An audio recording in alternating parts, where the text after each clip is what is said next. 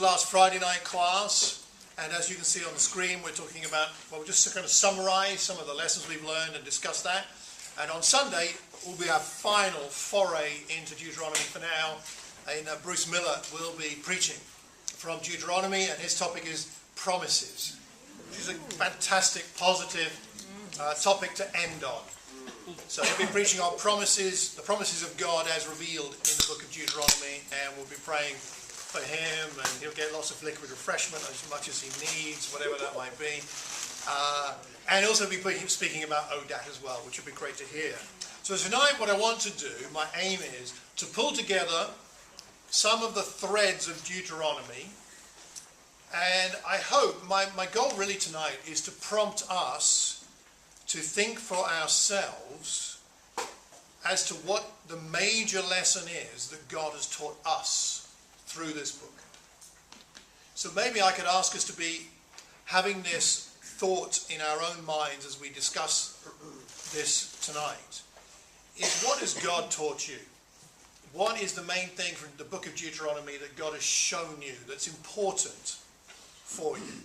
Something about God, something about his nature, his character, something about yourself, an understanding of who you are, perhaps more than you understood before. Something practical, perhaps in terms of parenting, like Tim and Chevy talked about last week. I was on holiday last week, missed you all, but it was great to catch up by watching Richard's sermon and Tim and Chevy's lesson from the Friday night. I enjoyed watching both of those on the website. Thanks, Johnson, for putting that up. Thank you so much.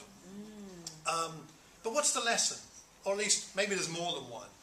And maybe it's not totally clear, but perhaps by tonight, end of tonight, we might have a bit more clarity on that. Because I think it's important that we learn a lot as we go along, but there's usually, I have found personally, from a class or a class series, there's usually at least one main thing that God's trying to get across to me. So hopefully we'll have a better idea of that as we go through tonight. So the first thing, you've got most of this on your handout. I just want to remind us of the structure of the book of Deuteronomy.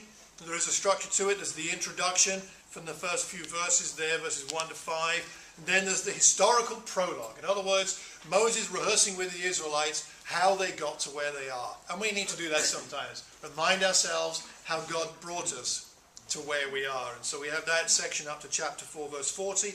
And then we've got the stipulations section, which is the majority of the book, broken into two main sections. The general stipulations, which are more principles and commands that affect people in broad areas of life, things like honor your father and mother. That's a broad stipulation, a general one. Then there are specific stipulations which are more specific about the specifics of what to do with various sacrifices. For example, also do not boil a kid in its mother's milk. That's not so much a principle as a very specific stipulation that most of us hopefully have never broken or never likely to. And then we have the blessings and the curses towards the end of the book where God puts before the Israelites a reminder of the consequences of their adherence or otherwise to what God is teaching them. And there are many blessings, and we'll hear about more of those on Sunday with Bruce, but there are also curses. Not that God wishes to curse anyone, but there are consequences to our choices, of course.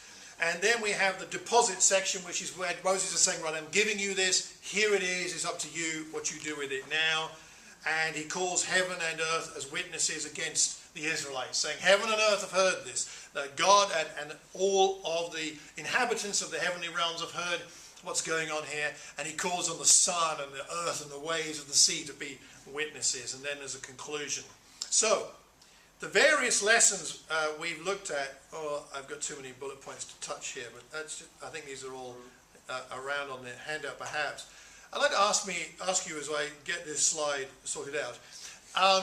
So far, what has stood out to you in terms of what's been a standout thing that you're aware of from the classes, the lessons, the sermons, all these different things? Let's have a few suggestions. What stood out in terms of all these things we've covered? Yes? I think just the clear plan that God has for Israelites and for us, and just the kind of practicality of it's almost like a guidebook to life.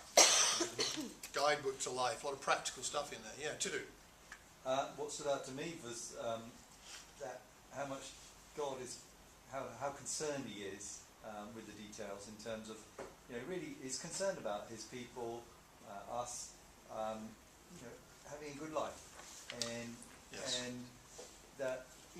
seems that it's actually a lot of rules. It's actually not. He's like a parent, you know, trying to teach his kids, you know, do it this way, not that way, otherwise you'll hurt yourself.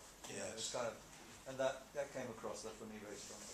Yes, as a father disciplines his son. Is that chapter 8, I think? Yeah, very much. Good. A couple more?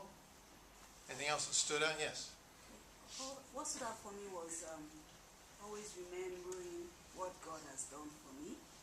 You know, so many times when you're in a situation, you tend to forget the great things God has done, and as a result, kind of fall or not believe that God can do whatever it is you expect from him. Great. Thank you. Heinrich. I think something that stood out for me is how, as a human race, how easy it is for us to take our eyes off God and pursue what we want and pursue what we foresee being the best for us. It's just kind of funny how these guys lived like thousands of years ago, yet they struggle with the same stuff we do, of not wanting to put God first. The human heart hasn't really changed. Yeah. And never will, right? Yeah. Excellent. And Rudy. There's something that I've never seen before, reading through Deuteronomy, is that I always thought, in my mind, that God's given all these sacrifices. I always wondered what happened to these sacrifices. Not really digging into it, but what I've picked up here, a lot of these sacrifices, God is not just saying go and sacrifice it. He says, whatever you set apart, come and bring it to this place I set for you, and have it in my presence. And the picture I started developing was that what God's wanting with these sacrifices is that we really, really give for what we have, but to enjoy it with God. It's not just something to go and burn some for no purpose. Right. It's actually to go and enjoy, the whole family, everybody, but in God's presence. And I think that being a foreshadowing, it means just that, we give up a lot of our life.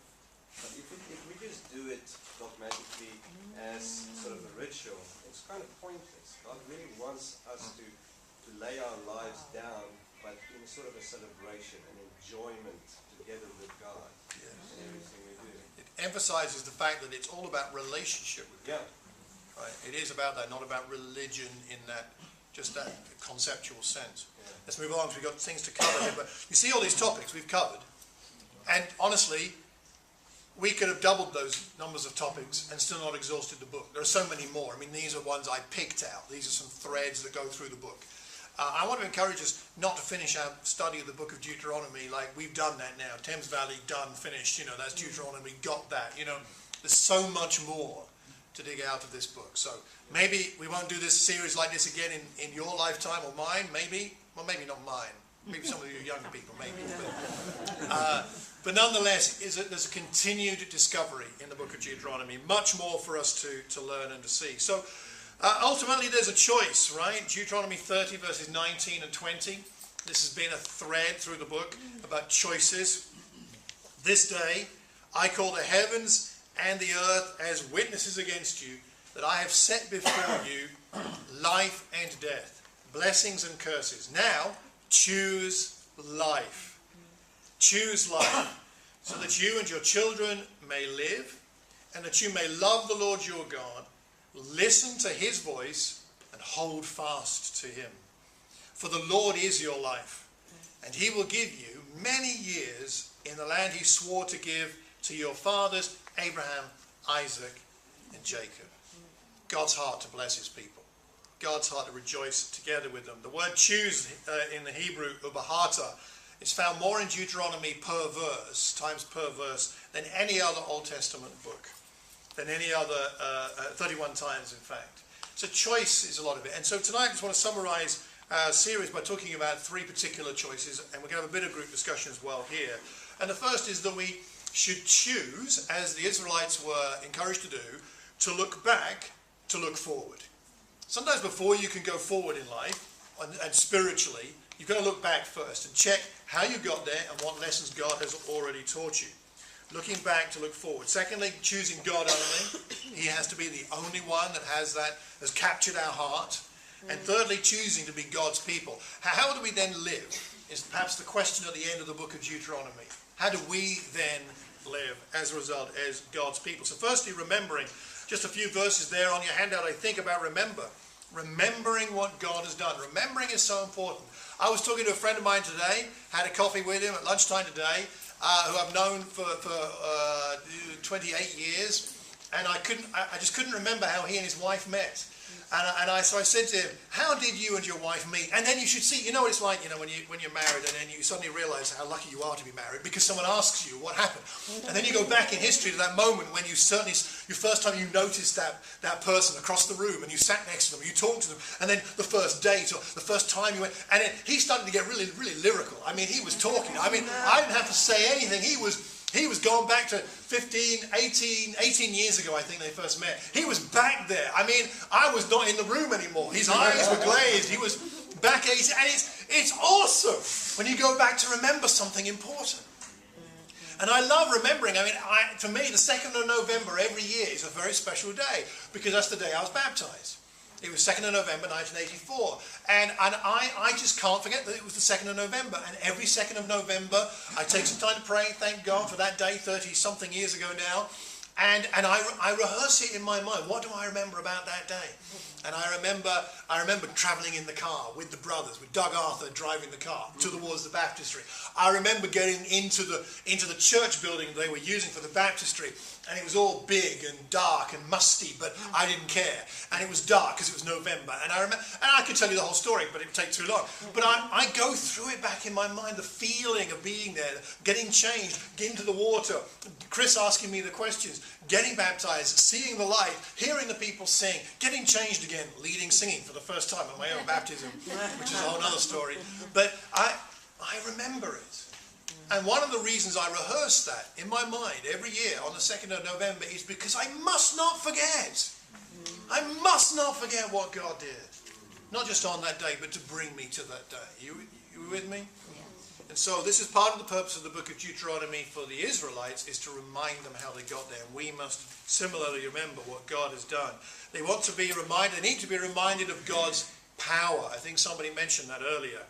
Remember that you were slaves in Egypt, and that the Lord your God brought you out of there with a mighty hand and an outstretched arm. He was defeating his enemies.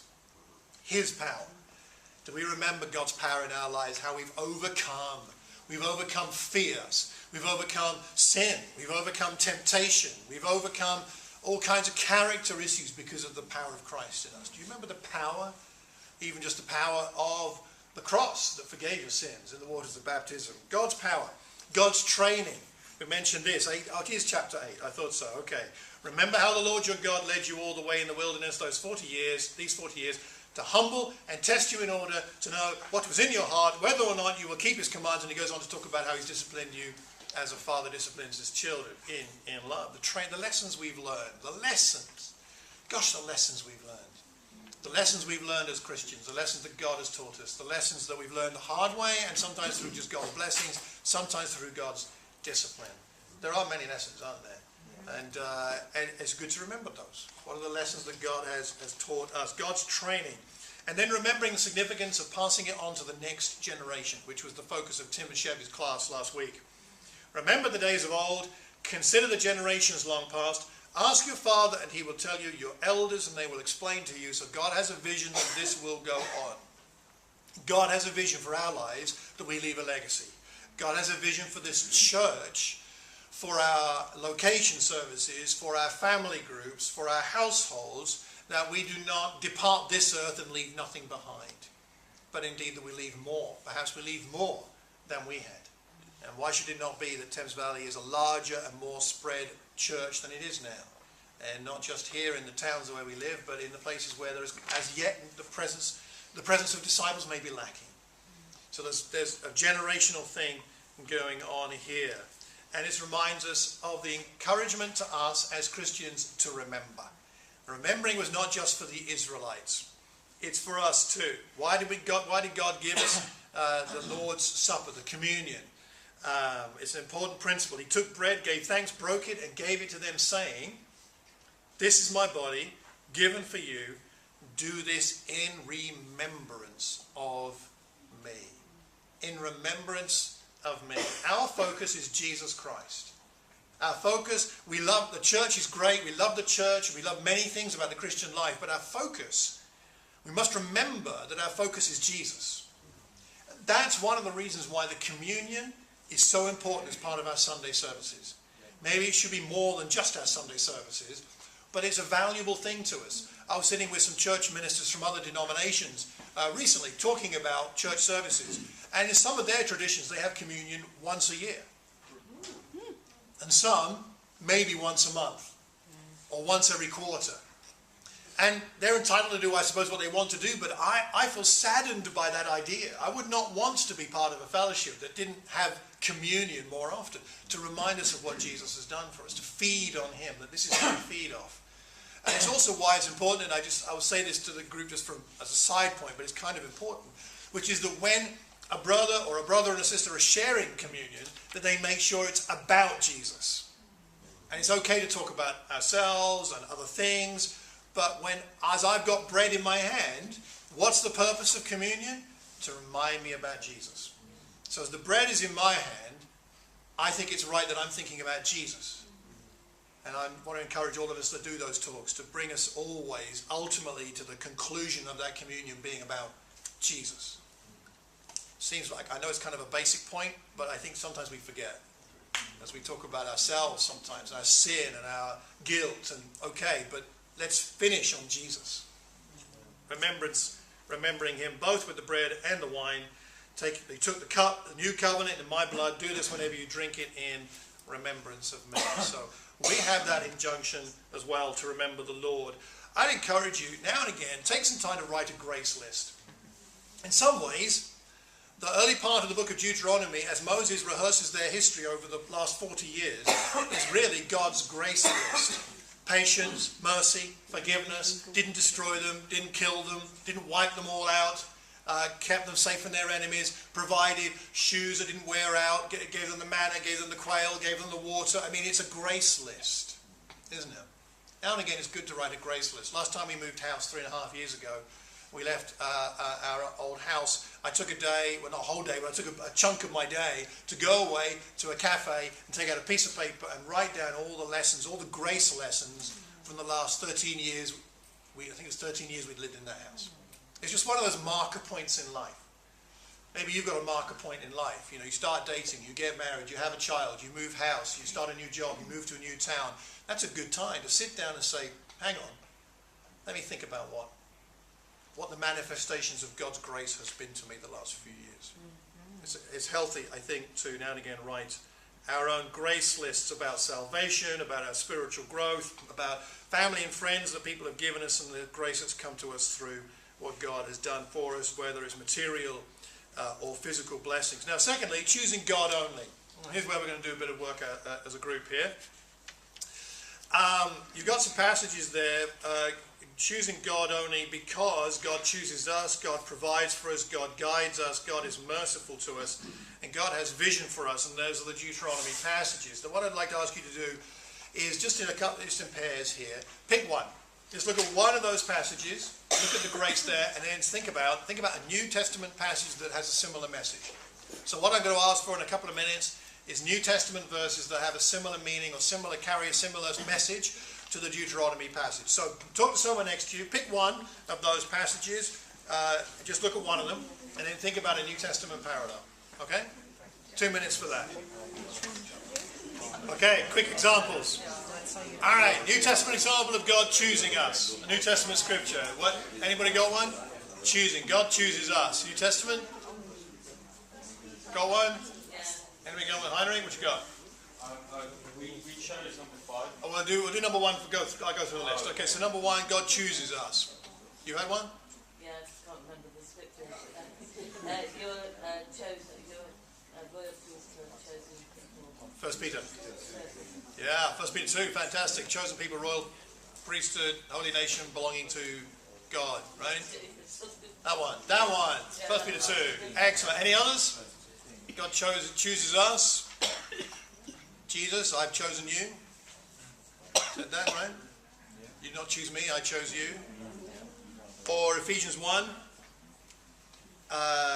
He chose us in him before the creation of the world to be holy and blameless in his sight. And verse 11, similar idea. In him we are also chosen, having been predestined according to the plan of him who works out everything in conformity with the purpose of his will, and so on. Okay, so God chooses us. How blessed we are that God chooses us, not out of our merit, but because of his grace. What about provides? God provides. In Deuteronomy, they're reminded of God's provision. What about New Testament? Yes? Luke 4 verse 4. Sorry? Luke 4 verse 4. Luke 4 verse 4, which says, Where Jesus is being tempted. yeah. All right, he's provided for. Matthew 6:25. Matthew 6:25. Do not worry, but therefore I tell you, do not worry, but Do not worry. something like that. Do not worry. Excellent. Thank you very much. 1 Timothy 6 also says, where are we? Verse 17. Command those who are rich in the present world not to be arrogant. Put their hope in wealth, which is so uncertain. Put the hope in God, who richly provides us with everything for our enjoyment. He richly provides. What about guides? God guides the Israelites through the desert and so on. What about God guiding us today? New Testament, Tom? John 16 verse 8 says, but when he, the Spirit of truth, comes, he will guide you into the truth. He will not speak on his own, he will speak only what he is. Terrific, terrific. Perry, you have one? We chose the aspect about not being afraid Yeah. in the scripture. So Okay. Matthew 10:26 to 32. Which says... Oh, sorry.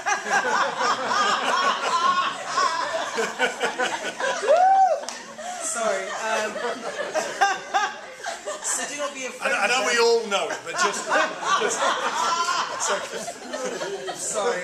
My something you mistake. paraphrasing. So do not be afraid of them, for there is nothing concealed that will not be disclosed, Right. or hidden that will not be made known. What I tell you in the dark, speak in the daylight, what is whispered in your ear, proclaim from the roofs. Super. Yeah, and so on and so forth. Excellent. He guides us. He guides us through his word. 2 Timothy 3:14 to 17 as well. His word guides us. Anyway, fourthly, merciful. God was merciful to the Israelites. In what way is he merciful to us? New Testament examples, New Testament scriptures, God's mercy. Any examples of that? Hebrews 4. Yes, that's what I got. Go on. What's that say?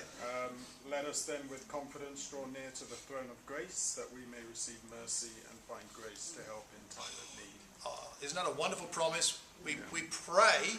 We're not worthy to pray, but it's okay. We go to God for the mercy we need, because we need it. And he's happy to dish it out. Unlimited supply. Okay. Visionary. God is visionary for the Israelites. In what way is God visionary for us? Yes. 1 Corinthians 2:9, which is a quote from Isaiah, actually, so I don't know if it's a slight truth, but as it is written, no eye has seen, no ear has heard, no mind has conceived what God has prepared for those who love him. Isn't that visionary? Sometimes we lack vision for ourselves, right? But then you just need to look for God's vision for us. Yes, Richard. We got the verse 27 of the last one. It says, the eternal God is your refuge underneath by the everlasting arms. He will drive out your enemies before you, saying, destroy them. And then the link was Luke 13:34. Jerusalem, Jerusalem, you who kill the prophets, the stone that is sent to you. How often I have longed to gather your children together as a hen gathers her chicks under her wings. You were not willing. Gosh, that's so powerful. It's kind of bittersweet that how Jesus is feeling at that point. And I like Ephesians 2:10, where it says, we are God's handiwork, created in Christ Jesus to do good works, which God prepared in advance for us to do. There's a vision for us right there. There's lots of verses. I'd say this could be a really good quiet time, or more than one, just to think about these Old Testament promises and then think about the New Testament parallels.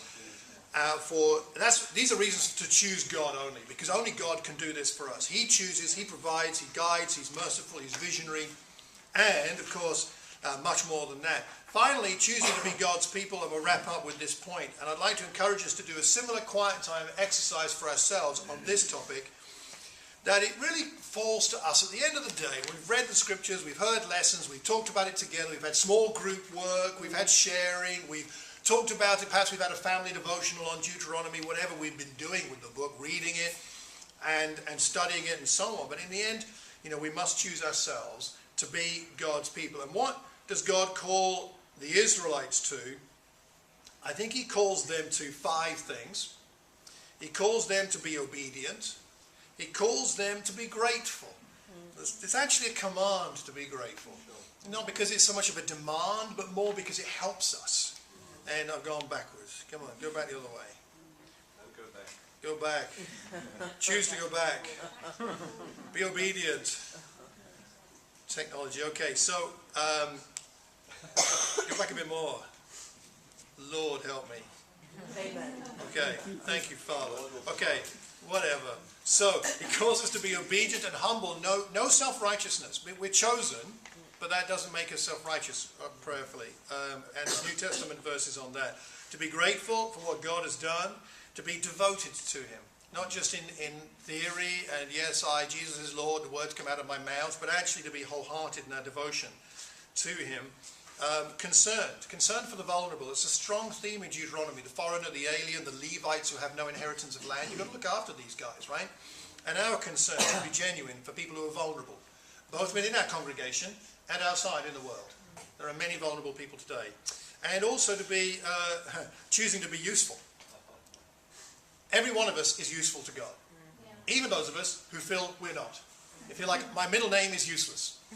I know we all feel that from time to time, but the truth is every single one of us is useful in some way or another. God called you, He chose you, you're useful to Him in some way, but it's our choice to become useful.